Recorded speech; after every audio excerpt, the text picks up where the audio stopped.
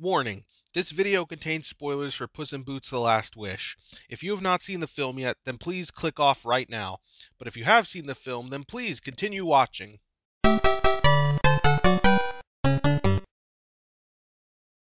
There's only one character from Puss in Boots: The Last Wish who is in C tier, and it would be the governor.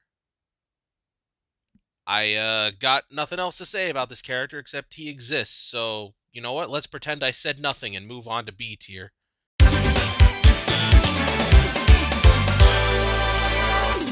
B tier, we got Mama Luna and we got the 40 Chefs, I believe. I actually haven't seen Puss in Boots 2 since the early screening a month ago, so maybe I should have waited to rewatch this. But no, I gotta get that day one clout, you know? That good old release day clout. Anyways, yeah, the 40 Chefs and Mama Luna, I put them in B tier. The 40 Chefs I put in B tier for creativity. And Mama Luna I also put in B tier. She, like the governor, she doesn't really exist, but I put her in B tier because she does get the plot going. You know, Puss being at her home for shelter cats is a vital part of the plot. So, yeah, moving on.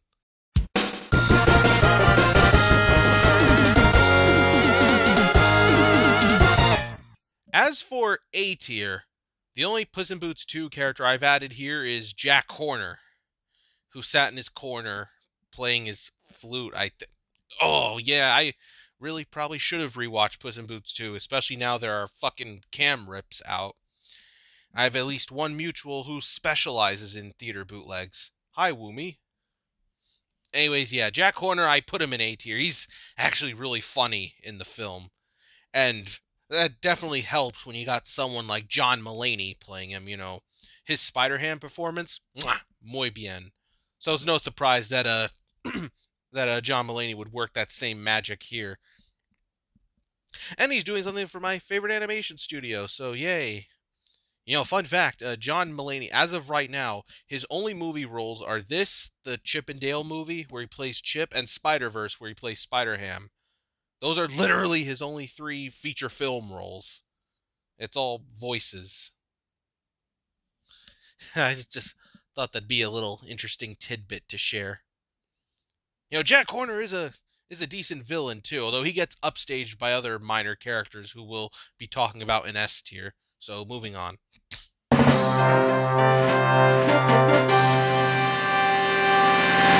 so S tier. First of all, Kitty Softpaws here. I originally had her in A tier. I thought she was good in the first movie, but she is fucking excellent in the sequel, in The Last Wish. You know, you get to hear more of her backstory too. And spoiler territory, by the way. Yeah, her and Puss were supposed to be married, but then Puss left her at the altar. And you know, and there's some good drama in there too, you know. Yeah, the way they gave Kitty more of a personality in this film, oh, I love it. I love it. I'm trying to be as vague as possible to not give too many spoilers. I say that, yet I just spoiled something big, then fucking spoiler warning at the beginning. And moving on. Perrito. Oh, where do I even begin with this guy? Okay, I'll admit, I feared maybe he would be a little annoying when he was in the trailers and stuff. But holy shit. I'm thinking about that scene where he just curses out Goldie and the 3 bears. You just hear censor bleeps over and over and over. Like, that had my audience howling at the early screening. And I'm sure maybe it did for your audiences when you go see the movie. Yeah, Perrito and Harvey Gillen, he does such an amazing job. And can we just take a minute to talk about Perrito's, like, tragic but hilarious backstory? Like, that is some... I'm a sucker for dark humor, so that shit, oh. And he wears the sock that the family tried to drown him in. Yeah, so it's a really good luck charm.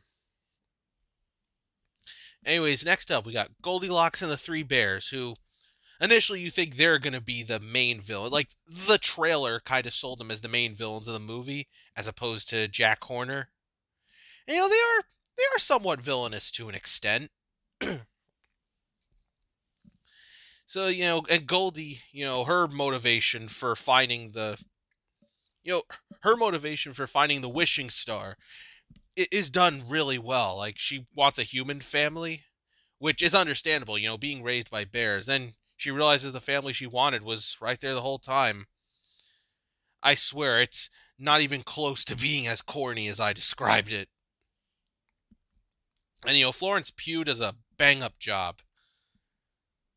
And, yeah, after watching her as Black Widow's sister in the movie, yeah, I'd say she's spreading her acting wings quite well. I'm sure the few people who actually liked Don't Worry Darling would agree with that too. And you got the three bears, Papa, Mama, and Baby Bear.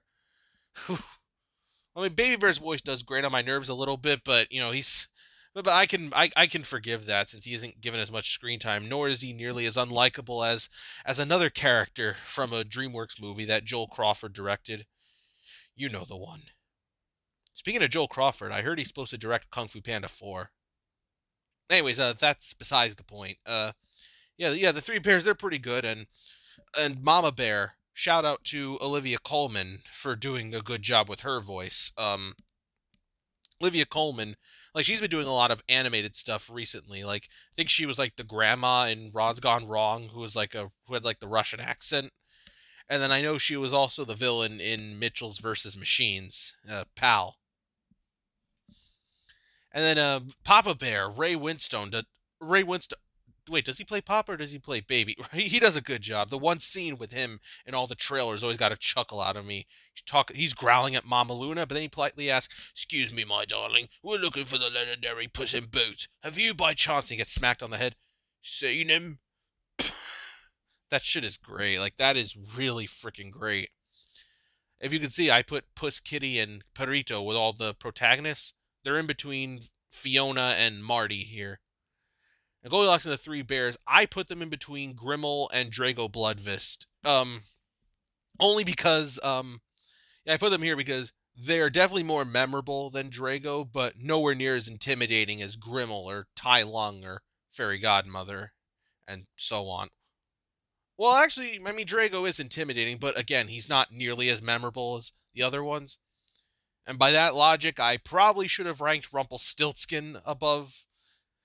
I don't know. I'll have to think about that more. Who else do we have? We got the final two Puss in Boots 2 characters here. We got Death the Wolf, who, if I had a nickel for every DreamWorks movie released in 2022 that had a Tumblr sexy wolf in it, I would have 2 nickels, which isn't a lot, but it's weird that it happened twice. Yeah, and like the death character in the film, he's really good in it too. Like, the minute at the start of the movie where he makes Puss bleed, like that pretty much sets the stage for the rest of the film. Like that's how you know that that's how you know that's how you know we're no longer in the Shrek the Third or Puss 1 era where the Shrek franchise it has become more mid than usual. Best way I can describe it, really. And, the way he just haunts Puss through the rest of the film, that is some legitimately chilling shit. I can't do, my words can't do it justice. You gotta watch the movie to understand it. I got the cricket from Puss in Boots 2, which I'm 99.9% sure he was voiced by Jim Gaffigan in the movie. I could have sworn I saw his name in the credits, but then I saw some others who were saying he wasn't in it, apparently. But, if anyone could correct me on that, please do so. The cricket, he's hilarious. I mean, he's at the bottom here. Like, they're both between Trollex and Pennywhistle. because because they don't contribute as much to the plot as the other characters here. Well, Death, I apply that logic to a lesser extent, but yeah. The cricket, like, he's just there for, "I'm supposed to be your conscience, Jack Horner." Imagine being a conscience to a villain like that. And the scene where Jack Horner lets all of his men fall off the bridge, he just, this Jiminy Cricket ass looking guy, he's supposed to be like this conscious for everybody, but then Jack Horner kills people, and the cricket, this line always sticks to me. The cricket is like, "You're an irredeemable monster!" And I'm sure that line is going to get memed to death, like whenever some internet celebrity turns out to be a huge scumbag. like where was this cricket when fucking Logan Paul had his big controversy?